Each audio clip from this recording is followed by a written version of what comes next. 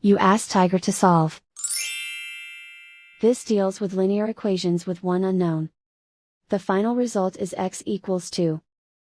Let's solve it step by step. Group all x terms on the left side of the equation. Add x to both sides. Group like terms. Simplify the arithmetic. Group like terms. Simplify the arithmetic.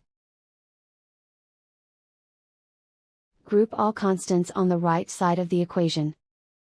Add 2 to both sides. Simplify the arithmetic.